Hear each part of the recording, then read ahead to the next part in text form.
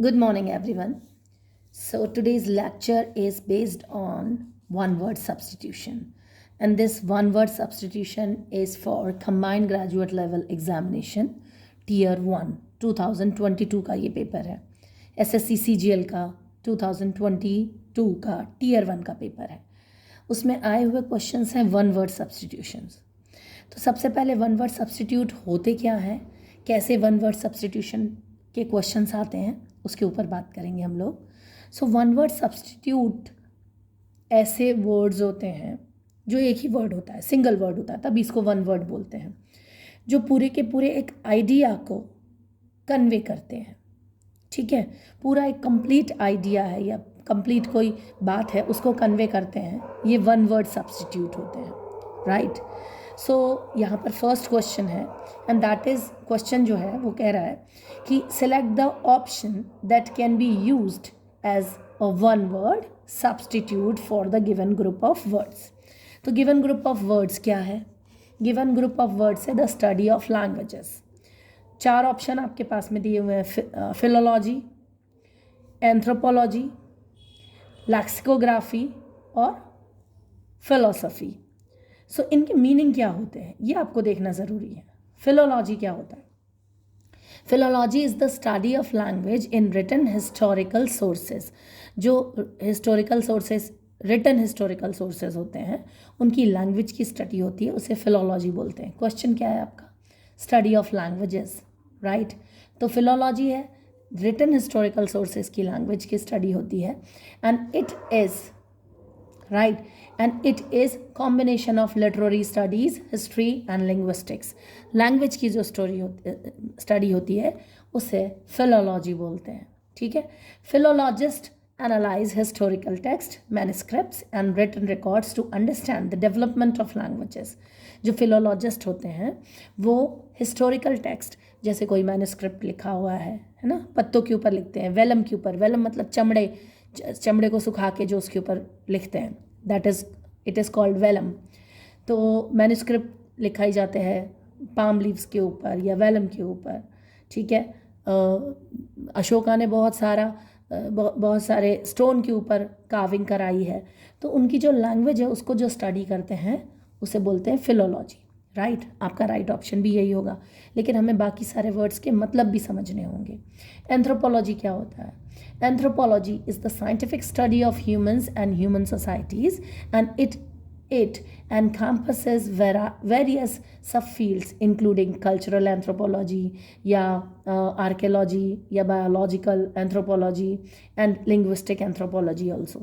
तो एंथ्रोपोलॉजी क्या scientific study है ह्यूमन की और ह्यूमन सोसाइटी की. ह्यूमन सोसाइटी कैसी डेवलप हुई, कैसे ह्यूमंस कैसे इवॉल्व किया, ये सब एंथ्रोपोलॉजी में हम लोग स्टडी करते हैं. ठीक है.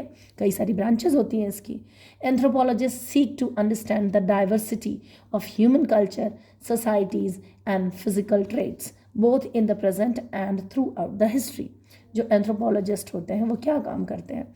वो देखते हैं कि पूरा थ्रू आउट द हिस्ट्री, वो पूरा एरा देखेंगे, उसमें कैसे डेवलपमेंट हुआ, सोसाइटी कैसे बनी, सोसाइटीज़ में इंटरकनेक्शन क्या है, ये सब कुछ स्टडी करते हैं एंथ्रोपोलॉजी.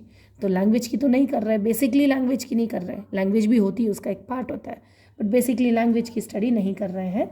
सो राइट ऑप्शन तो आपका नंबर 1 ही आएगा and that is philology. Third जो ऑप्शन दिया है वो लेक्सिकोग्राफी है. क्या होता है lexicography? Lexicography is the practice of compiling, writing and editing dictionaries. उसको लेक्सिकोग्राफी बोलते हैं. डिक्शनरीज कंपाइल करना और डिक्शनरीज को एडिट करना, that is lexicography. Lexicographers study the documents, the meaning, usages and history of words, creating comprehensive and reliable reference work for language users. Lexicography भी language से related होती है, लेकिन इसमें क्या किया जाता है? डॉक्यूमेंट्स के मीनिंग, जो मतलब क्या लेक्सिकोग्राफर्स जो स्टडी क्या करते हैं, डॉक्यूमेंट्स द मीनिंग, ठीक है, स्टडी करते हैं और मीनिंग का डॉक्यूमेंट बनाते हैं, उसके यूजेस पे बात करते हैं, वर्ड्स की हिस्ट्री के बारे में पता करते हैं. Lexicography also involve exploring the relationship between words, their origin and how their meanings evolve over time. जैसे आज जो हिंदी में हम लोग बोलते हैं लालटेन, वो लालटेन हिंदी वाला वर्ड नहीं है, वो इंग्लिश से आया हुआ वर्ड है. ठीक है। इसी तरीके से हम कई बार हिंदी में जो वर्ड आ जाता है मेम साहब, मेम साहब भी हिंदी वाला जो वर्ड आया है वो इंग्लिश के ओरिजिन से आया। तो ये सब जो स्टडी होती है वर्ड्स की वो लेक्सिकोग्राफर्स करते हैं, ठीक है। फिलॉसफी क्या होता है? Philosophy is the study of fundamental questions about existence, knowledge, value, reason, mind and languages, ठीक है। फिलॉसफी जैसे चारवाक ने बोला है, उधार लेके घी पियो, राइट। मतलब आप उधार लेके बस ज़िंदगी में जो भी है यहीं पर है, बाकी कुछ नहीं है। चारवाक सेज। बहुत सारे बुद्धा ने बोला है कि 4 आर्य सत्य होते हैं, नोबल ट्रुथ होते हैं 4, और जो 8 फोल्ड पाथ उन्होंने बताया है। महावीर स्वामी ने बोला है कि जो अहिंसा है, नॉन वायलेंस है, that is the supreme thing. तो सबकी अपनी अपनी फ़िलॉसफी है। जो नॉलेज पर बात करती है उसे हम फ़िलॉसफी बोलते हैं, ठीक है। तो आपका इस क्वेश्चन के हिसाब से ऑप्शन नंबर 1 आएगा। क्वेश्चन है द स्टडी ऑफ लैंग्वेजेस और आंसर है उसका फिलोलॉजी, ठीक है। सेकेंड क्वेश्चन देखिए। Second question says select the option that can be used as a one word substitute for the given group of words. given group of words है sharp and direct, ये होता है acerbic, इसका answer है acerbic। फिर zunic, then anodyne, then acidic। इन सब के मतलब क्या होते हैं? sharp and direct। तो acerbic इसका मतलब होता है, acerbic refers to a sharp, harsh और biting quality, ठीक है। Specially in regards to speech, tone and manner. बहुत शार्प है, बहुत क्लियरली बात बोली उसने, बुरी लगे तो लगे, भैया मेरी बात तो एकदम क्लियर है, साफ तौर पर बात की गई है। तो असेर्बिक, शार्प एंड डायरेक्ट, एकदम डायरेक्ट बात। जैसे कि आप अगर आप किसी के गेस्ट हैं, ठीक है, और आपका ठीक से आप भगत नहीं की गई, आपको कुछ बुरा लगा है, तो आपने एकदम शार्पली बोल दिया उसे, तो कैसा टोन है वो? असेर्बिक टोन है, राइट। असेर्बिक का मतलब ये होता है। Unique means, what does it mean? Unique, so unique typically pertains to diseases or infections that can be transmitted between animals and humans, and it is often used in the context of zoonotic diseases, ठीक है, which are illness caused by pathogens like bacteria, virus या parasites that can be transmitted between animal and people। तो जूनिक मतलब कोई transmitted disease होती है, disease के लिए जो बैक्टीरिया जिम्मेदार होते हैं उसे जूनिक बोलते हैं, ठीक है। और वर्ड इसके लिए आ जाता है जूनोटिक डिजीजेस, ठीक है। नेक्स्ट है anodyne. Anodyne can have a couple of related meaning, and it can refer to something that alleviates pain or discomfort, ठीक है। Anodyne, such as painkiller or soothing substance. It can also be used more broadly to describe something that is inoffensive, bland, or unlikely to provoke strong emotions. That is anodyne, ठीक है। तो it can refer to something that alleviates pain or discomfort, such as a painkiller or a soothing substance, ठीक है। जो anodyne के लिए जो meaning आता है, that is the thing. Acidic मतलब, acidic describes a substance that has the properties of an acid. Acidic है ना, जो इसकी प्रॉपर्टी है वो एसिडिक है, जिसके अंदर एसिड होता है वो एसिडिक प्रॉपर्टी रखता है। In a more general sense it can be used metaphorically to describe a tone, remark और expression that is sharp, critical और सार इन द नेचर। ऐसा कोई कमेंट जो सार है नेचर में, या क्रिटिकल है या शार्प है, उसे भी हम एसिडिक बोलते हैं।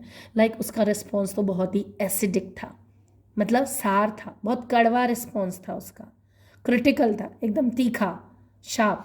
लेकिन इसका एसिडिक का मतलब भी शार्प और सार या क्रिटिकल हो सकता है, बट जो डायरेक्ट वर्ड आ रहा है दैट इज़ हमारे पास में जो आ रहा है वो है असर्बिक। असर्बिक का मतलब sharp, harsh and biting quality होता है। तो राइट ऑप्शन क्या होगा? असर्बिक। आप इसमें एसिडिक में कंफ्यूज मत हो जाइएगा, क्योंकि एसिडिक भी कहीं ना कहीं उसका एक मीनिंग होता है जो शार्प है, लेकिन एसिडिक का एक दूसरा मीनिंग भी होता है कि जो नेचर में, जिसके नेचर में एसिड हो, एसिड की प्रॉपर्टी रखता हो, ठीक है। सार हो, कड़वा, कड़वा हो, सार वर्ड आता है कड़वा या खट्टे के लिए, ठीक है। So next is select the option that can be used as a one word substitute for the underlined group of words. क्या है? After my father passed away, I used to look at a series of stars trying to find the unknown. अब trying to find the unknown क्या है? After my father passed away, जैसे मेरे father, उनका देहांत हो गया, पास्ड अवे मतलब देहांत हो गया, ये एक पोलाइट वर्ड है, किसी का डेथ हो जाने के बाद बोला जाता है। तो after my father passed away,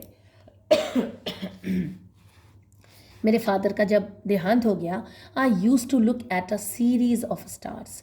series of stars, series of stars यही अंडरलाइन वर्ड है, right, a series of stars. So here you can see a series of stars, right? So this a series of stars trying to find the unknown, मतलब अपने father को ढूंढने के लिए वो हमेशा सीरीज ऑफ स्टार्स की तरफ देखते रहता था। क्या है? गैलेक्सी, कॉन्स्टलेशन या कारवां या होड। गैलेक्सी मतलब क्या होता है? Galaxy is a massive gravitationally bound system that consist of stars, stellar remnants and interstellar gas, dust and dark matter, all bound together by gravity. The Milky Way is an example of galaxy. हमारी जो Galaxy है जिसमें हमारा solar system है उसका नाम है milky वे, उसके अंदर हमारा सोलर सिस्टम है, सोलर सिस्टम के अंदर अर्थ है और अर्थ के ऊपर हम लोग रहते हैं। सो मिल्की वे जो है हमारी गैलेक्सी क्या होती है? बहुत एक बड़ा सा सिस्टम है जिसमें क्या क्या मिल जाता है, जिसमें हमें स्टार्स मिलते हैं, ये स्टेलर रेमिनेंस मिलते हैं, इंटरस्टेलर गैस मिलते हैं, डस्ट मिलता है, डार्क मैटर मिलता है। ये सब ज्योग्राफी से रिलेटेड है और फिज़िक्स से रिलेटेड है, ठीक है। केमिस्ट्री भी आ जाती है यहाँ पर। तो ये सारा गैलेक्सी है, मिल्की वे हमारी गैलेक्सी है। कॉन्स्टेलेशन क्या होता है? कॉन्स्टेलेशन एक ग्रुप ऑफ स्टार्स होता है that forms a recognisable pattern. Constellation मतलब एक रिकग्नाइजेबल पैटर्न बनाता है। सो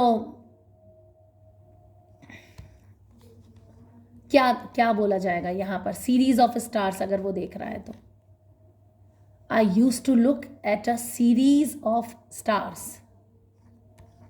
क्या आएगा सीरीज ऑफ स्टार्स में? गैलेक्सी आएगी या फिर कॉन्स्टेलेशन। कॉन्स्टेलेशन है ग्रुप ऑफ स्टार्स और गैलेक्सी में बहुत सारा सीरीज ऑफ स्टार्स आ जाएगा, right. I use to look at a series of stars, उसमें कॉन्स्टेलेशन कुछ कॉन्स्टेलेशन नहीं देख रहा है, मतलब कुछ ग्रुप ऑफ स्टार्स नहीं देख रहा है, एक सीरीज ऑफ स्टार्स देख रहा है। थर्ड वन है कारवां ग्रुप ऑफ ट्रेवलर्स को बोलते हैं। और होड क्या है? Refers to a large disorderly crowd or a group of people. एक ऐसी भीड़, डिसऑर्डर वाली भीड़ या फिर ग्रुप ऑफ पीपल को हॉर्ड बोलते हैं, ठीक है। Next question, one who does something not professionally but for pleasure.